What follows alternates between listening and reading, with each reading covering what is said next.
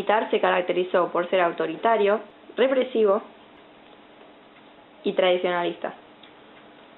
Se designó a Edelmiro Farrell como presidente, una figura cercana a Perón, quien fue designado como secretario de Trabajo y Previsión, un puesto que no es importante por sí mismo, pero fue fundamental para el acercamiento a los trabajadores.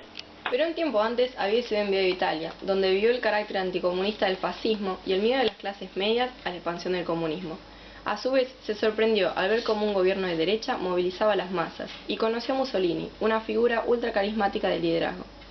A partir de ello comenzó a formar sus propias ideas para hacerse con el poder, y su objetivo radicaba en acercarse a los trabajadores para evitar el comunismo en Argentina.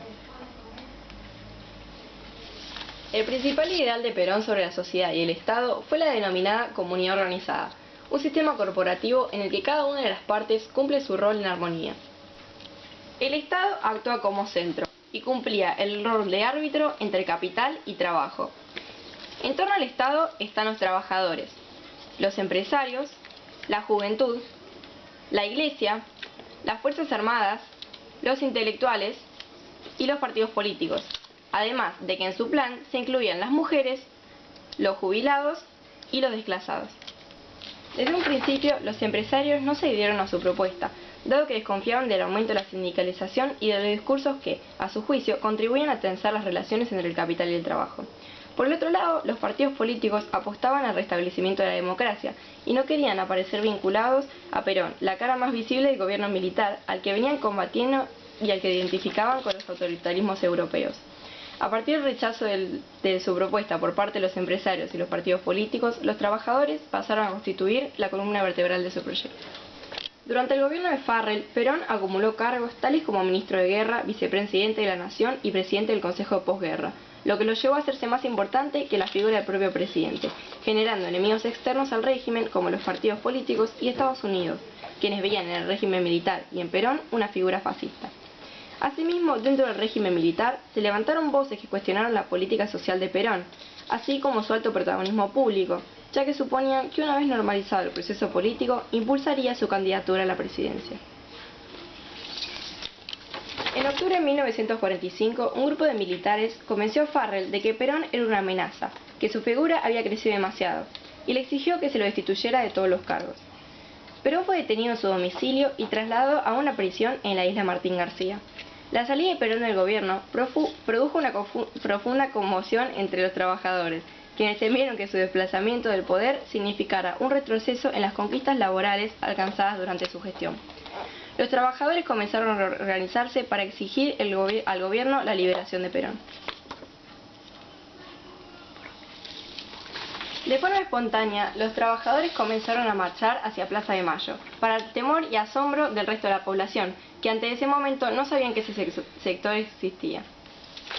El 17 de octubre supuso el nacimiento del peronismo, y con ello el nacimiento de una identidad política para las masas, dado que por primera vez se las reconocía y comenzaba su participación. Ante la persistente y masiva presencia en la plaza, las autoridades decidieron negociar con Perón y se vieron obligados a liberarlo de su prisión. Perón se asoma por el balcón de la Casa de Gobierno, en el que reafirmó su solidaridad con sus trabajadores, pidiéndoles que vuelvan a sus hogares. Farrell debió reorganizar su gabinete con figuras cercanas a Perón. A partir del 17 de octubre, Perón estuvo a la cabeza del Partido Laborista, formado principalmente por sindicatos, contando con el apoyo de la Iglesia Católica, prometiendo educación religiosa en las escuelas, y también de las Fuerzas Armadas, quienes veían en él la continuidad de sus objetivos. La oposición se organizó en la Unión Democrática, la cual estaba formada por todos los partidos políticos. El apoyo explícito que la Unión Democrática recibió del embajador de Estados Unidos, Tully Braden, le permitió a Perón apelar al nacionalismo del electorado y denunciar la intervención estadounidense en los asuntos internos. El 24 de febrero de 1946, Perón gana las elecciones y se establece como presidente de la República. La política social del peronismo se basó en la idea de justicia social, planteando para ello la democratización del bienestar y la teoría del derrame. El Estado continuó operando como árbitro en los conflictos entre trabajadores y empresarios, impulsó la sindicalización, controló los precios de alimentos básicos y alquileres y estableció el aguinaldo y las vacaciones pagas. Los trabajadores dispusieron de un alto nivel de ingresos que les permitió ampliar y diversificar el consumo familiar.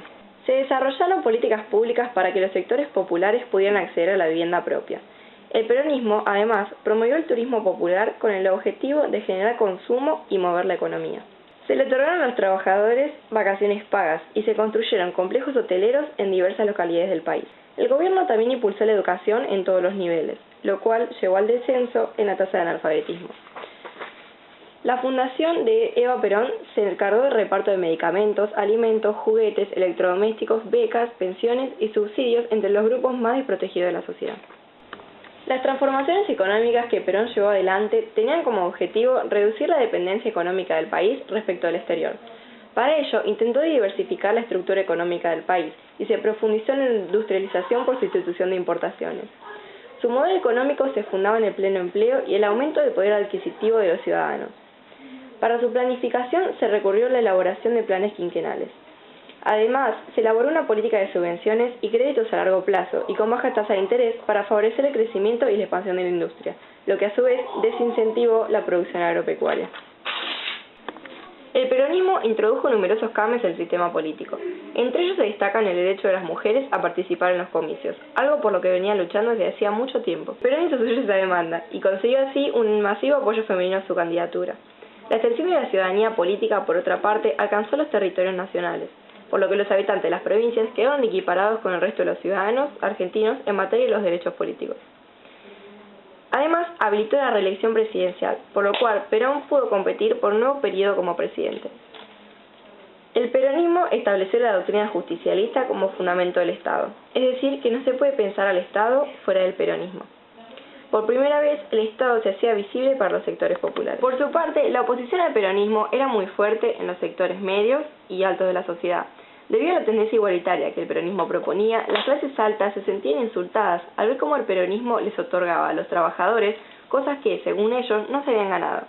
Esto llevó a la difusión de mitos urbanos que proponían una imagen denigrante de las masas populares. El peronismo contó con escasas adhesiones en el campo intelectual, que procedían mayoritariamente del nacionalismo y el catolicismo. El principal bastión opositor fueron las universidades nacionales. Perón las intervino y obligó a despedir a los profesores opositores, además de que determinó que las autoridades de la institución serían designadas directamente por el Poder Ejecutivo Nacional. Los límites impuestos a las actividades culturales de la oposición contrastaban con el florecimiento de una cultura popular masiva. Llegando al final de su mandato, las relaciones entre Perón y la Iglesia se tensaron. En 1954, Perón decidió remover la educación católica de las escuelas y promulgó la ley de divorcio y la prostitución legal. A su vez, la figura de Eva Perón era considerada como una santa para los sectores populares desde su muerte en 1952, lo que, a ojo de la Iglesia, representaba una rival de la Virgen María. El resultado de esto fue la ruptura total de las relaciones de Perón con la Iglesia, la cual, además, se oponía al carácter totalitario y hegemónico del peronismo. Perón fue finalmente excomulgado. Luego de sus años de mandato, los cuales comprendieron 2 presidencias, se observó un desgaste fuerte de Perón. Decidió rodearse de gente de menor calidad, sin las aptitudes que tenían las personas anteriores, pero altamente fanáticas. En 1955, un nuevo golpe militar puso a Perón tras las rejas.